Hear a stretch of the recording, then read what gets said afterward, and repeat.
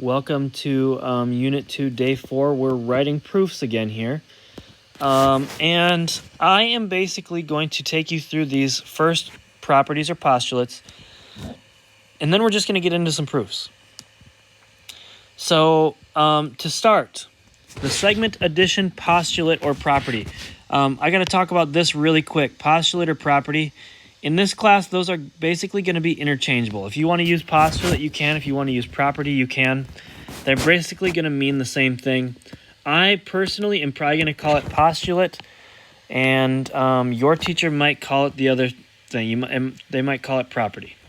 So, but for now, I'm just going to be calling them what I'm used to. And for me, it's going to be postulate for some of these, and maybe property for some other ones. The first one we're talking about here is segment addition postulate. And I really try to break this down for my students by saying if you take the small segment, which would be like AB, and you add it to the other small segment, which is BC, that's going to add up and equal the length of the whole thing. So I call it small segment plus small segment equals big segment. So that's what it's saying here. If A, B, and C are collinear and B is between A and C, then AB plus BC equals AC.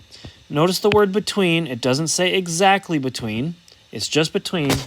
So that doesn't mean we're doing anything with midpoints here. There's nothing in here that says midpoint. All right, next one, angle addition postulate. This is basically the same thing, same idea. If I take a small angle, let's call it this one right here,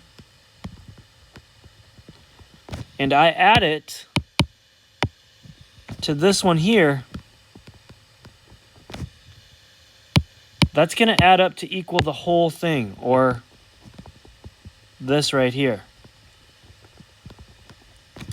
So basically, if I take this angle, which was the first one I colored in, this one was the second one I colored in, and that's the whole thing. If I add up the two small angles, it equals the big angle. Okay, midpoint theorem. Now, midpoint theorem only works if your proof says the word midpoint in it. But if M is the midpoint of AB, then segment AM is congruent to segment MB. So if this M is a midpoint over on the right-hand side, then this segment here is exactly the same or congruent to this segment here. They're the exact same. Okay, that's pretty straightforward. Next one, supplement theorem. If two angles form a linear pair, again, this is what a linear pair looks like over here. But if two angles form a linear pair, then they are supplementary. Again, angles 1 and 2 would be supplementary angles. Complement theorem. If two angles form a right angle, then they're complements. So again, the orange angle and the yellow angle on this one, those are complements, or they're complementary. Okay, getting into some more of these. Okay, so now it says if we have, and this is, okay, I should probably step back. I'm going to tell you this very carefully. Please pay attention to this. This one that we're doing right now might be the most commonly used reason that we ever use in this class. It might be the most popular one that we use. So it's important because if you write this down, you're going to get a lot of points. It says, if we have AB, or segment AB, congruent to segment CD, then AB is equal to CD.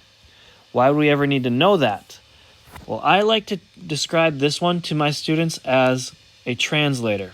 If you're talking about these two things as different languages, for example, one is like in the congruence language and the other one is in equality language, this is basically going to be your translator.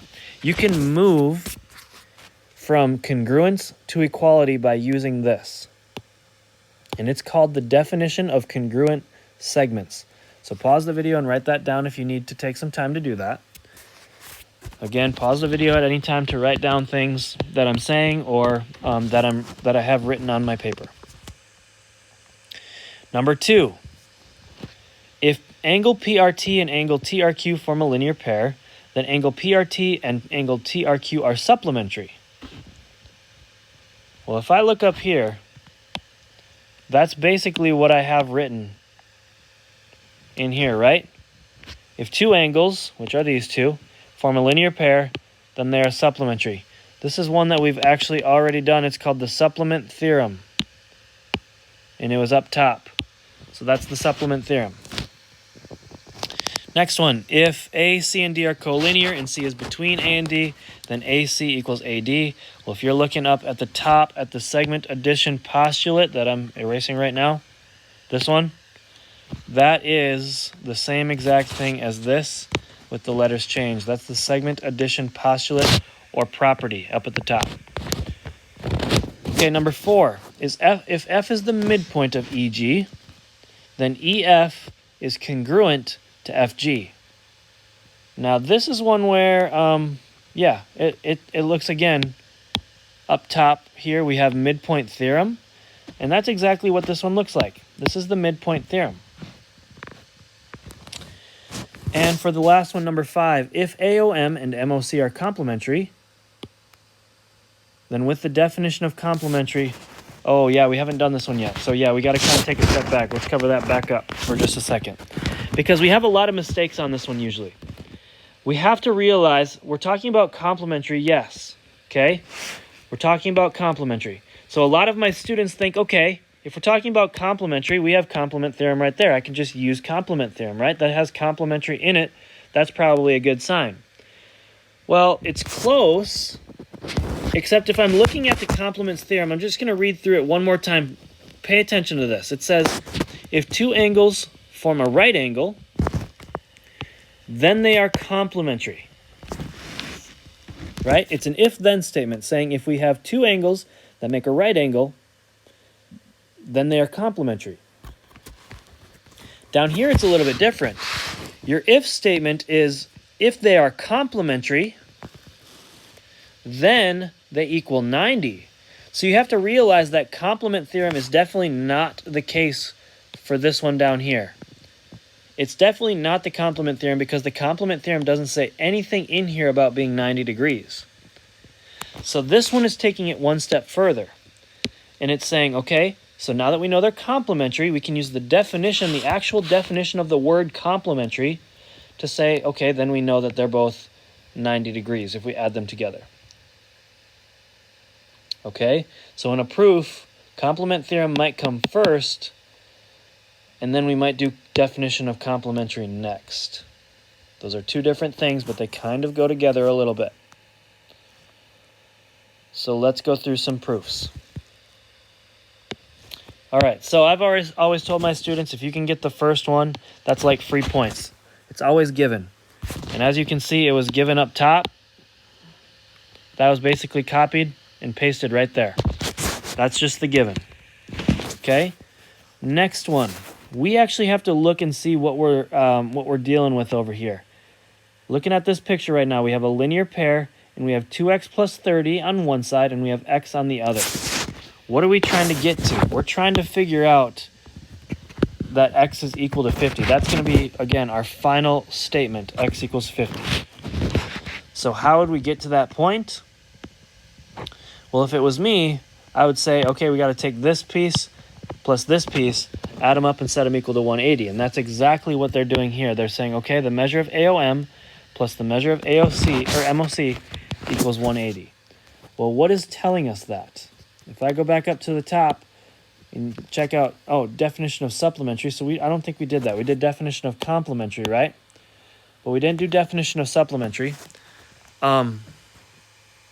Definition of complementary is basically saying if we add these two things together, they're going to equal 90, right?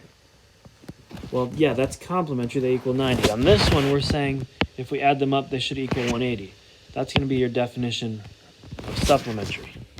Okay?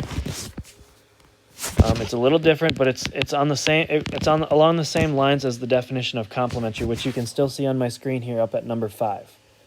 Take a second and pause if you need to go through that one more time. But number 5 is very similar to number 1, or I guess number 2, because they're the same idea. One's just complementary, one's supplementary. On the next one, if you take a look here, I've had a lot of students think, okay, well, it's probably distributive property because we have parentheses right there. But parentheses really don't matter in that case. We're not distributing anything. Instead, we're basically saying, okay, this 2x plus 30, I'm just keeping it in parentheses here to show the reader that it came from this 2x plus 30 over there. The x right there came from right there. Okay? So what are we doing on this one? Well, if you look at number 2, AOM, let me switch back my colors here. AOM is the same thing as that 2x plus 30 that we saw over on the right-hand side. The MOC is the same thing. Like if you look at the actual picture, MOC, that's where x is. So we're taking these oranges and we're basically replacing. So that's called substitution. Okay, when you replace something, that's the substitution property. Next, okay, so now we're just basically combining like terms. That 3x there is coming from the 2x and the x. So let me get up my eraser. That's called simplifying. If we combine like terms, that's the same thing as simplifying. On the next ones, we can go pretty fast through these. We're subtracting 30 from both sides. We're simplifying. We're dividing on both sides. And we're simplifying. Pause now if you need to get those written down. But if we're doing the same thing on both sides, remember that's like the subtraction property or the division property. Number 7. Okay, on number 7, let's look at what we have here, because on this one we're not given anything. This is just us writing everything down. And honestly, before we even get into the question, we can do a couple things. We can say, okay, that's got to be given. That's whatever is given to us. So that's 2 free points right off the bat. And then on the bottom here, that's what we're trying to prove. So you can already put that on the bottom if you want to. We've basically got 3 points. 3 points like towards our homework or whatever. Okay, number 7. We actually have to read what this is saying before we can get into it. It's saying P is the midpoint of JK. So we've got our midpoint. If I was solving this, I would personally say, okay, if that's the midpoint, then this over here and this over here are the same thing. They're congruent or equal or whatever you want to say. Well, using that, I think up here we had that midpoint theorem. We have a midpoint. Again, maybe pause and read through what that theorem is one more time before we start. But if we have a midpoint, we can use our midpoint theorem, and that tells us that JP, segment JP, is congruent to segment PK. Now we need to write that with a congruent symbol and with the lines over the tops of our letters, because that is what the midpoint theorem says we had to do. That's how it has theirs listed. So you have to do it that way. Next. What would you think happens next? Well, I have students always say, okay, well, I can substitute for JP. But we can't substitute until we are in equality. We can't substitute numbers until we are in equality. And remember at the top of this, I said this was our most used reason. We use this one all the time. And this one I called it's like our translator. It's taking us from congruence to equality. Now that we have equal signs, and actually there's a mistake here that I didn't notice right away. We should just have JP with no line over the top and PK with no line over the top. So just keep that for future reference.